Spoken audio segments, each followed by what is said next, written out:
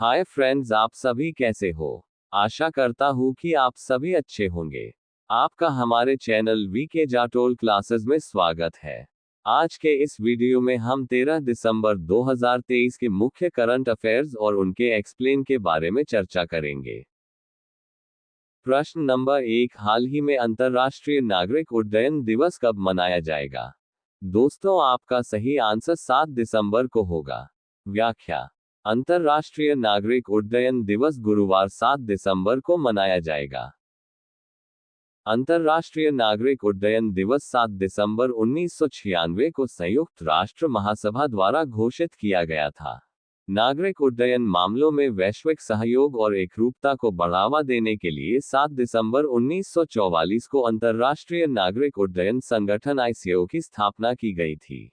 अपनी 50वीं वर्षगांठ के सम्मान में आईसीएओ ने 1994 में अंतर्राष्ट्रीय नागरिक उड्डयन दिवस की स्थापना की।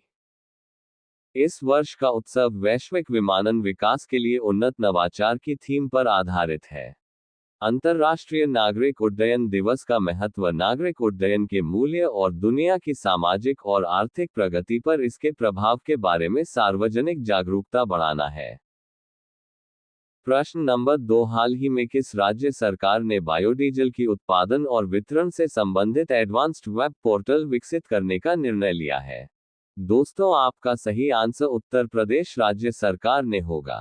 व्याख्या: इस प्रस्तावित वेब पोर्टल का विकास यूपी इलेक्ट्रॉनिक्स कॉर्पोरेशन लिमिटेड द्वारा होगा, जिसने ई निविदा के माध्यम से एजेंसी के निर्धारण व कार्यान्वयन के लिए आवेदन मांगे हैं। पोर्टल को इस लिहाज से निर्मित किया जाएगा कि वह निवेश मित्र के साथ इंटीग्रेट होकर कार्य करने में सक्षम हो।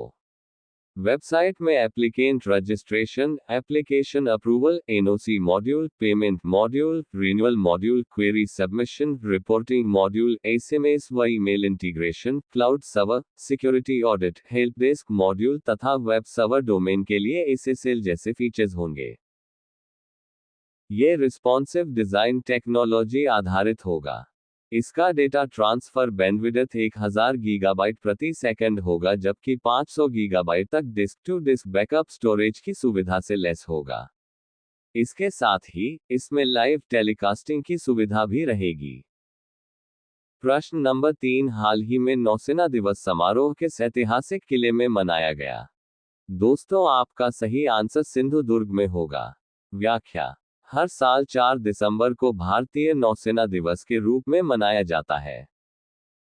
दरअसल 4 दिसंबर 1971 को भारतीय नौसेना ने ऑपरेशन ट्राइडेंट चलाकर पाकिस्तान के कराची बंदरगाह को तबाह कर दिया था। नौसेना का ऑपरेशन ट्राइडेंट 1971 के भारत पाकिस्तान युद्ध में बेहद अहम साबित हुआ था और इसने पाकिस्तान को घुटने टेकने पर मजबूर कर दिया था, जिससे बांग्लादेश बना। सिंधुदुर्ग किले का निर्माण छत्रपति शिवाजी महाराज ने 1660 में कराया था।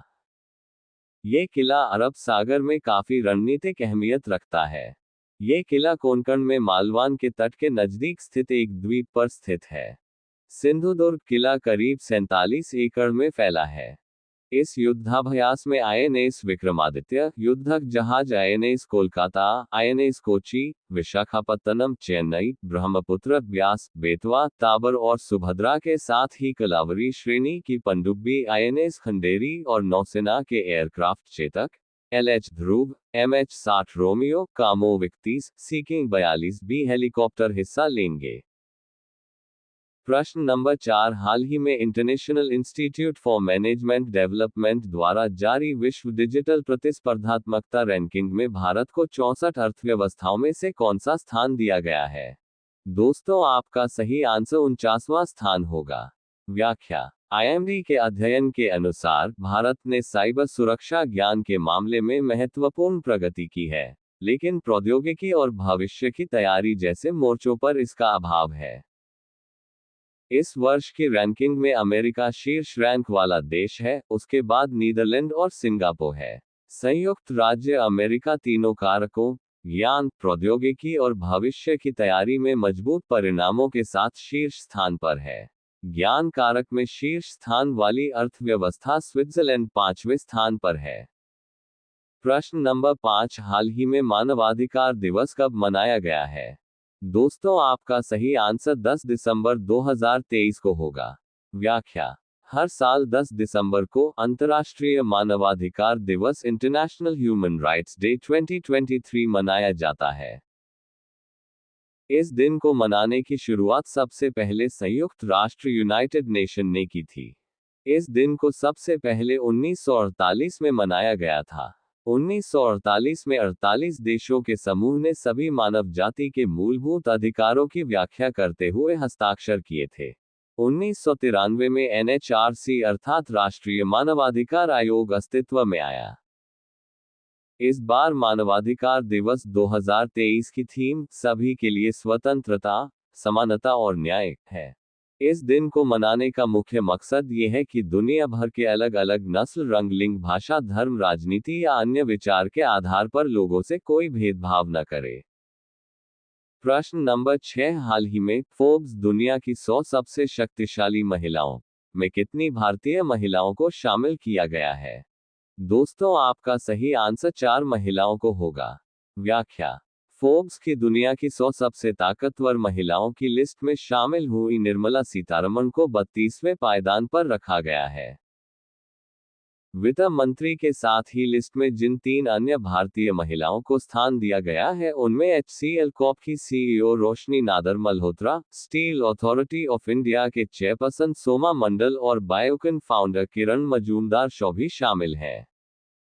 सोमा मंडल सरकारी स्वामित्व वाली Steel Authority of India SAIL की पहली महिला अध्यक्ष हैं। साल 2021 में उन्हें ये जिम्मेदारी दी गई थी। फोर्ब्स की लिस्ट में शामिल किरण मजूमदार शॉ भारत की सबसे अमीर सेल्फ मेड महिलाओं सेल्फ मेड रिचेस्ट विमेंस में से एक हैं। साल 1978 में बायोफार्मास्यूटिकल फर्म बायोकॉन की स्थापना उनके द्वारा की गई थी।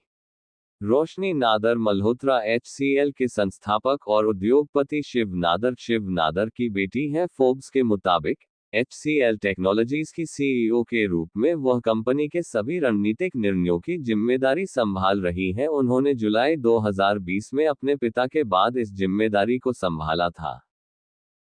प्रश्न नंबर 7, हाल ही में टाटा मोटर्स ने किस राज्य में अपना चौथा स्क्रैपिंग प्लांट का उद्घाटन किया है?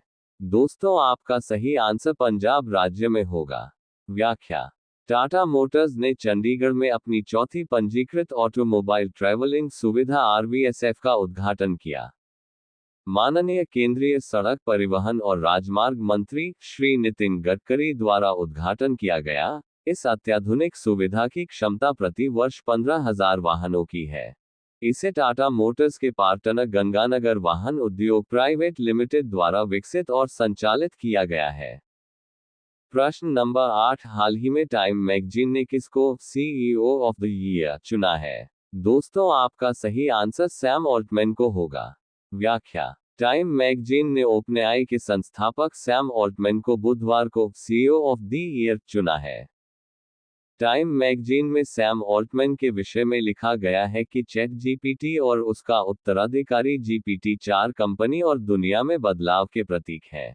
इसी साल 30 नवंबर को टाइम मैगजीन को दिए इंटरव्यू में सैम ऑल्टमैन ने कहा था, साल 2023 में बहुत से लोगों ने एआई को गंभीरता से लेना शुरू किए हैं।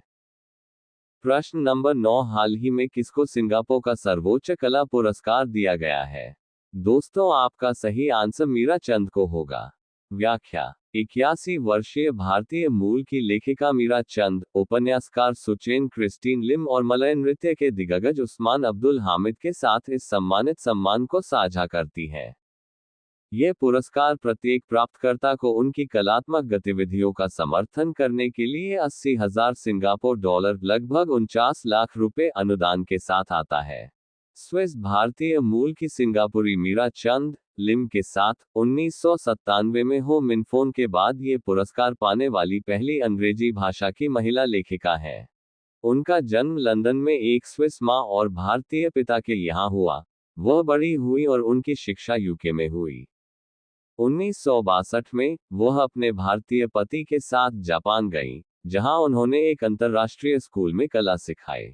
1971 में जापान छोड़कर मुंबई के लिए वह 5 वर्षों तक भारत में रहीं, जहां उन्होंने लिखना शुरू किया। पिछले साल 56 वर्षीय तमिलियन हिंदू अरविंद कुमारसामी को प्रतिष्ठित पुरस्कार से सम्मानित किया गया था। अब ये प्रश्न आप लोगों के लिए। आप सभी लोग इसका आंसर कमेंट बॉक्स में जरूर बताएं। प्रश्न नंबर 10, हाल ही में अंतर्राष्ट्रीय गीता महोत्सव 2023 का आयोजन किस राज्य में किया जा रहा है? आपके ऑप्शन है ए हरियाणा, बी राजस्थान, सी असम, डी केरल।